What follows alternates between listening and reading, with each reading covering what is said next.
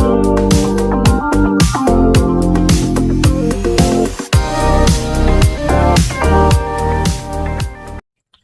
semua, salam sejahtera Malaysia. Tuan-tuan dan puan yang amat dihormati semua. Saudara-saudara, kejutan baru untuk Perikatan Nasional untuk bersatu. Sebelum ini kita mendengar bahwa 27 Oktober ini keputusan untuk Mas Ermiati, keputusan sama ada MP Masjid Tanah kekal diketahui pada 27 Oktober, sama ada kekal ataupun tidak. Nah, hari ini pula saudara-saudara kita dikejutkan. Satu artikel dari Malaysia Kini, Perikatan Nasional sah, hilang satu lagi kerusi ahli parlimen. PN hilang kemaman, Mahkamah batalkan kemenangan Sheikh Alias. Mahkamah Pilihan Raya hari ini membatalkan kemenangan calon Perikatan Nasional Sheikh Alias Hamid di kerusi Parlimen Kemaman. Ini susulan keputusan Hakim Mahkamah Tinggi Kuala Terengganu, Anselm Charles Fernandes, yang membenarkan petisyen pilihan raya yang difailkan oleh pempetisyen Wan Muhammad Hisham Wan Abdul, yang juga adalah calon Barisan Nasional.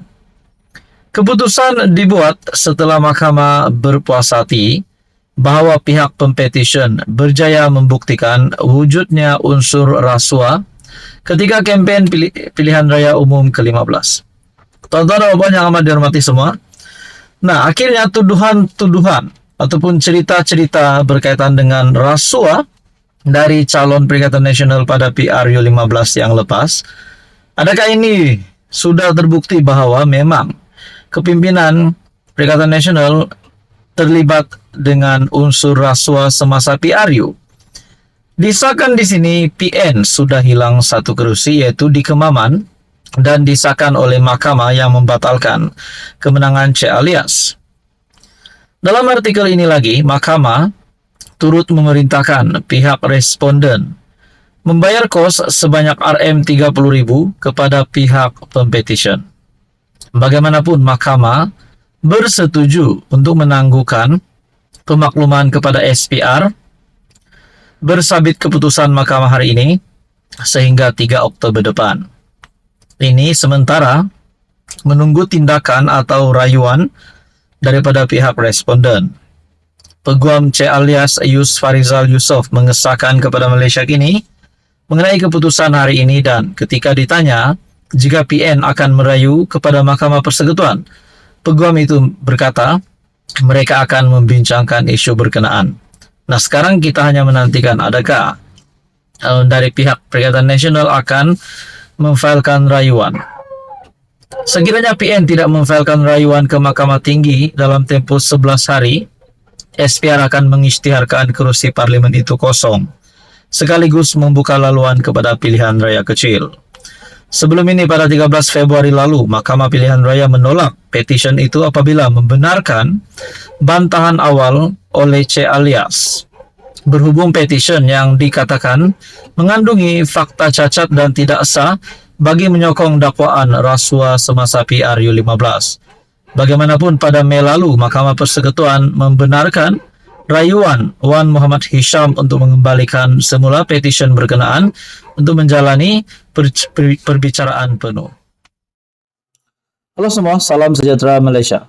Tuan-tuan dan puan yang amat dihormati sekalian, seperti yang kita tahu bahawa institusi diraja ataupun raja-raja Melayu perlulah dihormati, dan berkaitan dengan isu 3R tidak boleh disentuh sesuka hati dan juga apalagi dihina. Nah, saudara-saudara, tuan-tuan dan puan, hari ini terdapat satu artikel mengesahkan keputusan penjara. Ini pasti satu amaran kepada mana-mana pemimpin, mana-mana rakyat Malaysia supaya tidak melakukan perkara ini yang akan membawa pada kepada pelaku ataupun pesalah. Ini adalah berkaitan dengan kes hasutan. Satu artikel dari Harapan Daily, gara-gara kes hasutan 11 tahun lalu, Wan Ji dipenjara 9 bulan mulai hari ini. Artikel pada 25 September. Tuan-tuan dan puan, sebelum ini juga kita mendengar beberapa pemimpin, terutamanya dari kepimpinan pembangkang, yang memainkan isu 3R. Dan seperti yang dinyatakan media sebelum ini juga menyatakan bahwa isu 3R ini kerap kali dimainkan oleh kepimpinan Perikatan Nasional. Nah, saudara-saudara, bila kita cakap kepimpinan Perikatan Nasional, sebelum ini, isu 3R ini juga dapat dikaitkan dengan nama Tan Sri Abdul Hadi Awang sebagai Presiden PAS, dan juga Menteri Besar Kedah Muhammad Sanusi, bahkan Muhyiddin Yassin pun ada juga terlibat. Saudara-saudara yang amat dihormati semua, begitu juga dengan Tun Mahathir juga pernah dilibatkan dengan isu 3R, namun belum dapat dibuktikan bersalah. Nah, teman-teman dan puan yang amat dihormati sekalian, ini pasti satu amaran keras kepada ramai orang. Pendakwa Wan Husin dipenjara bermula hari ini selepas gagal dalam rayuannya di Mahkamah Rayuan Putrajaya berhubung sabitan kes menerbitkan perkataan menghasut dan menghina terhadap Sultan Selangor pada 2012. Adakah dengan ini tidak mustahil beberapa pemimpin sebelum ini juga yang terlibat dengan isu 3R ini, terlibat dengan tuduhan menghasut ataupun menghina Raja-Raja Melayu, adakah mereka juga berkemungkinan akan menimpa nasib yang sama seperti Wan Husin ini yang dipenjara selama 9 bulan. Dalam artikel ini lagi, panel 3 hakim dipengerusikan Datuk Hadaria Syed Ismail memutuskan demikian apabila sebulat suara menolak rayuan sabitan Wan kerana mendapati rayuan beliau tidak bermerit.